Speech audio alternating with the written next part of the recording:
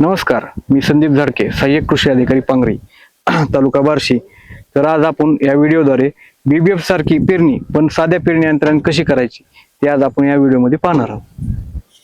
अरे अनिकेत, काय करावं ह्या बदलत्या हवामानाचा? पल्ला तर भरपूर पाऊस पडतोय, नाहीतर भरपूर खंड पडतो, त्यामुळे आपल्या सोयाबीन पिकाचं भरपूर नुकसान होत आहे. भैया आता काळजी सोड. आता आपल्या पिकासाठी जुनी पारंपरिक पद्धती बदलायची वेळ आलेली आहे. आता आपल्याला कृषी विभागाचं BBF म्हणजेच रुंद वरंबा सरी पद्धत हे तंत्रज्ञान वरदान ठरलेलं आहे. अरे अनिकेत, आता हे नवीनच का काढलंय BBF म्हणजे नेमकं? अरे भैया, BBF म्हणजे ब्रॉड बेड फिरो. यामध्ये ट्रॅक्टर चलित यंत्राच्या साह्याने गादी बापा तयार करून त्याच्यावरती पेरणी केली जाते आणि साईडनं 2 सरी काढल्या जातात. अरे अनिकेत, तंत्रज्ञान तर भारी आहे, पण आपल्याला BBF पेरणी यंत्र नाही भेटल्यानंतर? अरे काळजी करू नको भैया, साध्या पेरणी यंत्रात बदल करून देखील आपल्याला BBF चे फायदे मिळवता येतात. भैया, साध्या पेरणी यंत्रासाठी पर्याय पहिला, हे रेजर यंत्र आपण ह्या साध्या पेरणी यंत्राच्या दोन्ही साईडला जोडून सरी पाडू शकतात.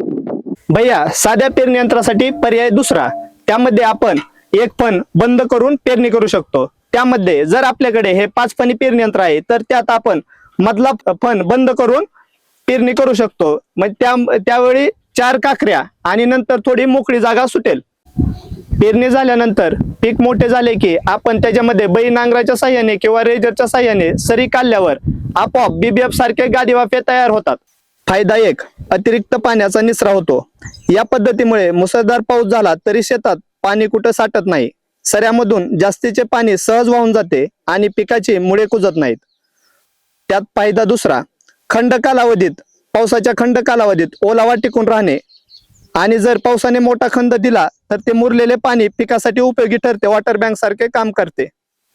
फायदा नंबर 3, BBF तंत्रज्ञानामुळे पिकास मुबलक हवा, सूर्यप्रकाश मिळाल्याने पिकाची जोमदार वाढ होते आणि BBF तंत्रज्ञानामुळे पिकामध्ये आंतरमशागत करणे सोपे होते.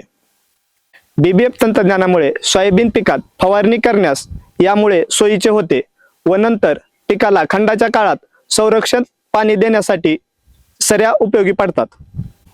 अनिकेत, हे तर खूपच फायद्याचं आहे शेतकऱ्यांसाठी, पण हे यंत्र घ्यायचं कुठून आणि सरकारची काही योजना आहे का त्यासाठी?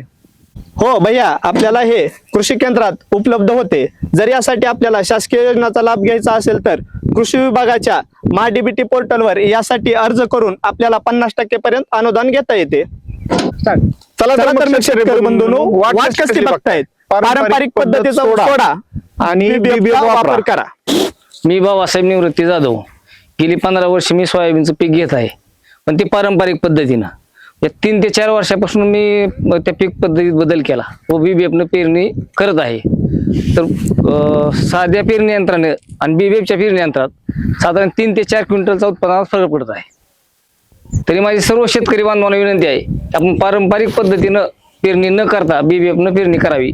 नमस्कार शेतकरी बंधूंनो, आपल्याला येणाऱ्या खरीप हंगामामध्ये सोयाबीन BBF तंत्रज्ञानाद्वारे सोयाबीन बरोबरच तूर, मूग, उडीद या पिकाची देखील आपल्याला BBF यंत्राद्वारे पेरणी करायची आहे.